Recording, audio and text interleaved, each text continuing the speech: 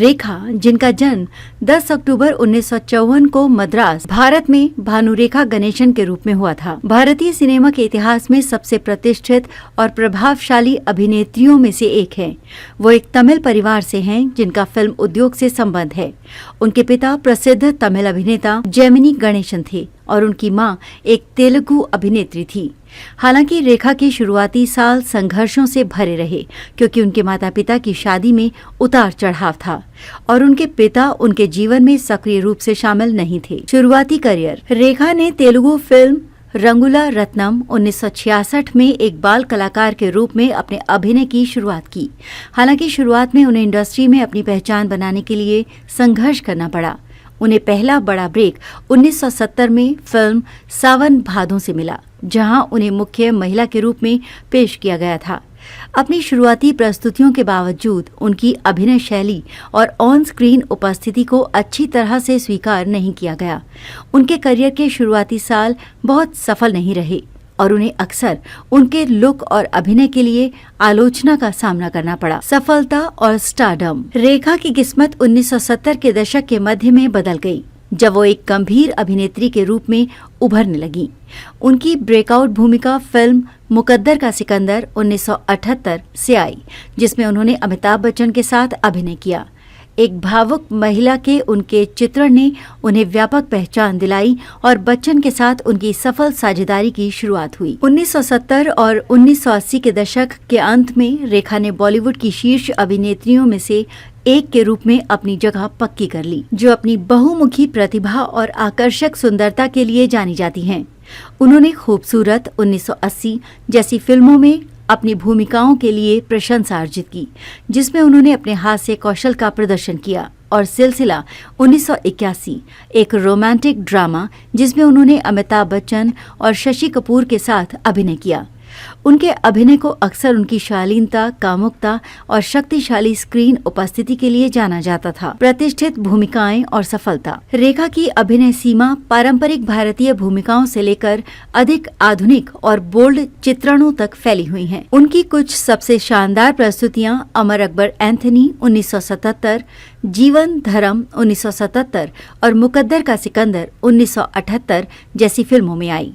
वो एक ग्लैमरस मोहक महिला से लेकर एक दुखद पीड़ित महिला और फिर एक मजबूत और गरिमापूर्ण महिला तक किरदारों के बीच सहजता से बदलाव करने की अपनी क्षमता के लिए जानी जाती हैं। रेखा की सबसे महत्वपूर्ण उपलब्धियों में से एक 1981 में फिल्म सिलसिला के साथ आई, जिसमें उन्होंने एक ऐसी भूमिका निभाई जो जटिल रिश्तों और भावनात्मक गहराई को दर्शाती है। फिल्म में वर्जित प्रेम का चित्रण और रेखा द्वारा शोभा के संवेदनाशील किरदार के चित्रण को आलोकों की प्रशंसा मिली।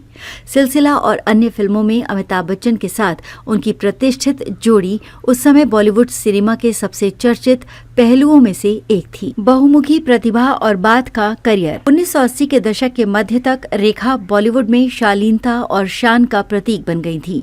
उन्होंने फिल्म खूबसूरत 1980 में अपने अभिनय के लिए सर्वश्रेष्ठ अभिनेत्री का राष्ट्रीय फिल्म पुरस्कार जीता और इजाजत 1987 और उत्सव 1984 जैसी फिल्मों के साथ उनका करियर आगे बढ़ता रहा, जहां उन्होंने जटिल परिपक्व भूमिकाएं निभाईं। एक अभिनेत्री के रूप में रेखा की परिपक्वता अपरंपरागत भूमिकाएं निभाने की उनकी क्षमता में स्पष्ट हो गई। वो अब केवल ग्लैमरस अग्रणी महिला नहीं थी, बल्कि एक ऐसी महिला थी जो गहरे भावनात्मक और कठिन चरित्रों को चित्रित करने में सक्षम थी। 1990 के दशक में खुदा कसम 1991 और कहीं प्यार न हो जाए 2000 जैसी फिल्मों में उनकी भूमिकाओं ने उन्हें लोगों की नजरों में रखा और उन्हें सिनेमा में उनके योगदान के लिए पहचाना जाता रहा।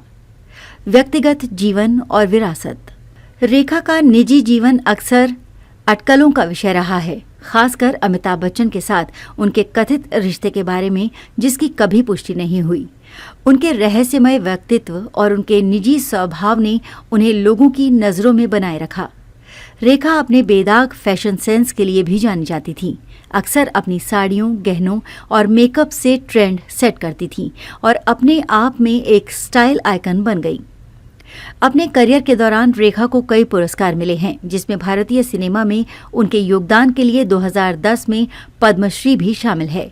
कई चुनौतियों का सामना करने के बावजूद उन्होंने बॉलीवुड में सबसे सम्मानित अभिनेत्रियों में से एक के रूप में प्रतिष्ठा बनाई, जो अपने व्यावसायिकता, समर्पण और बहुमुखी प्रतिभा के लिए जानी जाती हैं। रेखा का करियर 5 दशकों से अधिक समय तक फैला हुआ है और वो भारतीय सिनेमा में एक प्रिय व्यक्ति बनी हुई हैं।